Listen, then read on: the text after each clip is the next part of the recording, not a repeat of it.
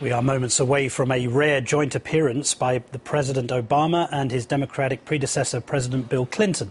The two are here in New York at an event sponsored by the Clinton Global Initiative to discuss the merits and benefits of the Affordable Care Act, a topic which typically gets the current president quite fiery and animated.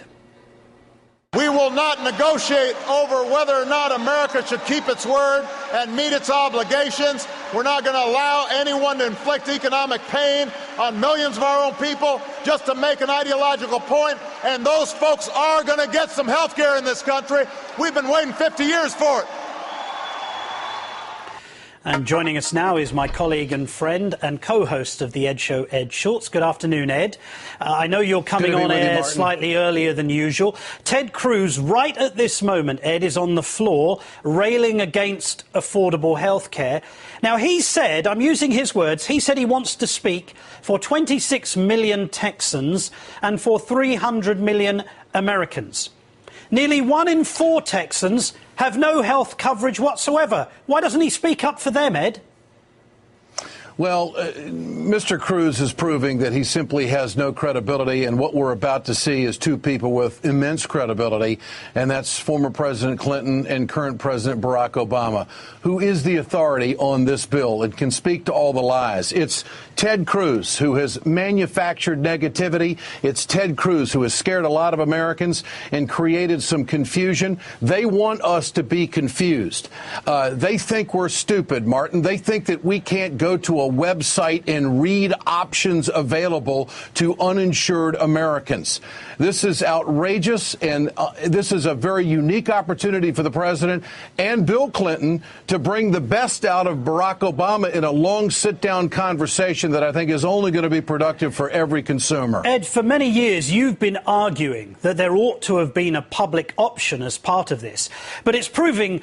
Look at the opposition that we already have to this, which does not contain a public option. And yet Republicans like Ted Cruz stand up and say they'll defund the government, they'll defund the Affordable Care Act in order to continue resolution and pay for the budget of the nation. But I have to ask you this. What's their alternative for the 30 million Americans without health care? Very simple. 2-word culture. The private sector. Private sector. That's what they're all about. That's what they're trying to protect. The private sector already exists, and these people don't have health care.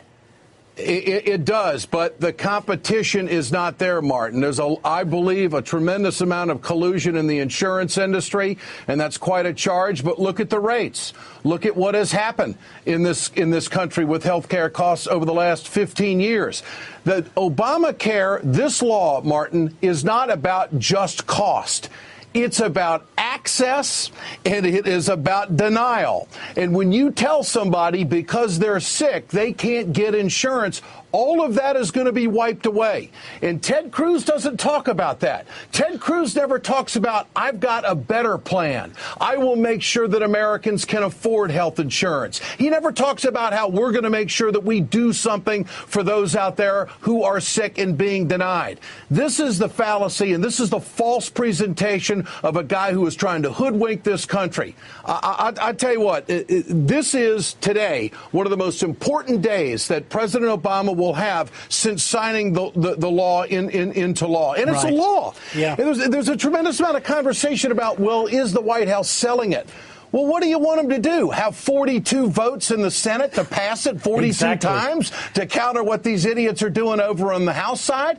The fact is that in 1 week from now, we are going to have uninsured Americans who are going to have freedom.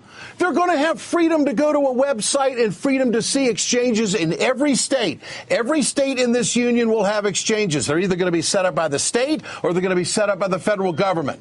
And this is going to happen. And I think, Martin, it's a low number when we say 30 million Americans are going to be helped. Rates are going to come down. Yep. Competition's going to get better. Delivery service is going to get better, too. And that's another thing the conservatives won't tell you. Do you think doctors want to give bad care? No. Just like teachers don't want to do bad jobs in the classroom. Well, the exceptionalism of this is that we as a country and a people have voted. We have decided to do something about the health inequality in this country, and I think it's a great step forward. And you know, Ed, I was listening to you yesterday on your broadcast, and you were talking about the absence of morality. You were talking about the rank hypocrisy of people who parade their so-called religious convictions when it suits them, but when it comes to caring for people who don't have any health care, or, for example, those on food stamps, they think nothing of simply removing $40 billion over the next 10 years, yet most of these households include a child, an elderly person, or a disabled person.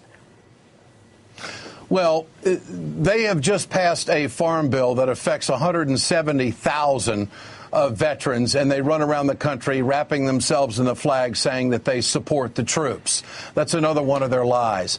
Bottom line here, they are attacking the poor. That's what they are doing. They are manufacturing a falsehood. No, Ed, that's not what they say, Ed. What they say is they are addressing fraud. They say the only reason they decided to cut the food stamps program by 5% is because they believe at least 10% is fraudulent. Well, it's not, and they haven't been able to prove that, just like they weren't able to prove voter fraud. Now they're saying it's food stamp fraud. It's simply not there. What the Republicans have done is they've told single moms in this country with kids that if you make $6.73 an hour, you make too much, and that you're a freeloader and you're not working hard enough.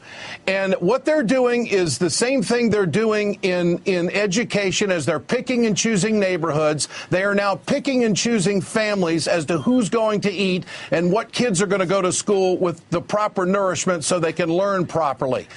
The bottom line here is we are really on the fast track to two Americas. Okay, well, Ed, it is unbelievable. Ed, I want to go back to President Clinton with David Letterman last night. Take a listen to this. If she is running, to your knowledge, blink twice.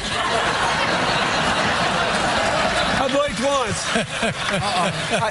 once. Ed, I believe that Mrs. Hillary Clinton is about to take the stage at the Clinton Global Initiative. There she is. So we're going to go live there for a moment. And of course... Thank you, Martin. And of course, Ed, our viewers will be able to join you immediately at 5.